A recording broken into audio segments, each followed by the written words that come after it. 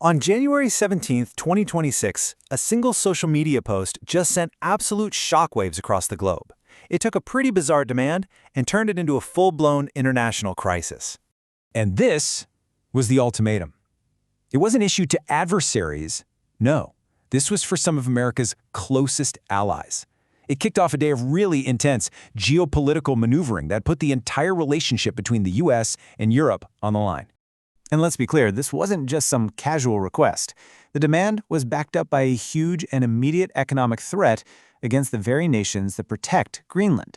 The post laid out a really clear timeline, a 10% tariff on all goods from key European allies starting February 1st, and then that would jump to 25% by June if a deal wasn't reached. This wasn't your typical trade dispute, not even close. It was explicitly stated as economic coercion to force a country to sell its territory. Right away, this whole strategy just got hammered for its legal and diplomatic problems. First, it's targeting core U.S. allies. Second, as economists quickly pointed out, a trade war with one EU nation is a trade war with the entire bloc. It also raised huge constitutional questions back home and kind of just ignored the fact that Greenland is already protected under the NATO alliance. But what really set off alarm bells was the language of protection. It was seen by a lot of people as a direct echo of rhetoric that's been used to justify aggression in other parts of the world. The Post insisted that only the U.S. could protect Greenland, and that drew these really uncomfortable parallels to Vladimir Putin's justification for invading Ukraine. So, how did Europe respond? Well, the reaction from across the Atlantic was swift, it was unified, and it was completely unambiguous.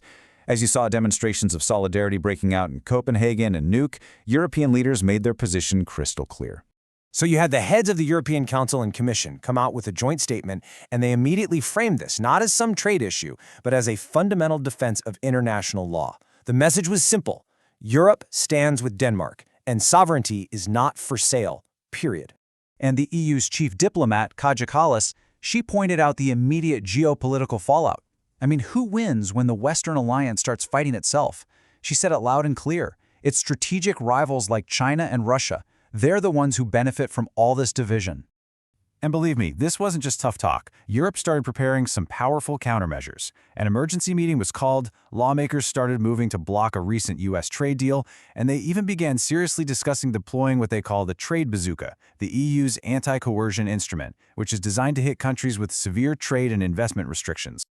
Now, this whole approach to international relations wasn't happening in a vacuum. Another plan was starting to emerge that suggested a much broader strategy to kind of reshape global institutions and centralize power. So we heard that invitations went out to several countries to join a new U.S.-led international body called the Board of Peace. And it was positioned as an alternative to the UN, something designed to tackle global crises, with Gaza being the first on the list. But when you actually look at the draft charter for this thing, the structure is, well, it's pretty revealing. The chair, Donald Trump, would get to choose all the members, choose his own successor, and hold veto power over every single decision. And get this, the charter creates a special exemption from term limits for any country that contributes over $1 billion. So you had this big show of force on the world stage, and at the same time, some really controversial tactics were being mirrored on the domestic front, using the powers of the federal government against political opponents. So there's this tactic, right? And it's all about shaping public perception. By having the Department of Justice launch investigations into figures like the governor of Minnesota and the mayor of Minneapolis, the goal isn't always to get a conviction. The real goal is to use the media storm around the investigation itself to create a narrative of wrongdoing. But here's the thing. Despite all these aggressive power plays, both at home and abroad, there were some very clear signs that the administration's narrative was starting to slip away. So while the U.S. was targeting its old allies, those same allies were starting to look elsewhere. In a really major shift, Canada's Prime Minister announced a new strategic partnership with China, the first of its kind in almost 10 years, striking a deal on things like electric vehicles and canola seed. And back home, that triumphant narrative just wasn't landing with the American people. In fact, the numbers from a new poll were, well, they were stark. A new CNN poll revealed that a clear majority, 58% of Americans, viewed the first year of the term as a failure, and their top concerns, the economy, followed very closely by the state of democracy itself. And when you dig into the details, you can really see the disconnect. A staggering 66% of Americans felt the president doesn't care about people like them, and 65% said he isn't someone they're proud to have as president. But here's what's so wild. On the exact same day that all of this was unfolding on the global and national stage, a completely different vision for the country was being presented, right there in Virginia. In her inaugural address, the new governor, Abigail Spanberger, celebrated the peaceful transfer of power, a cornerstone of American democracy, and she offered a distinctly contrasting path forward.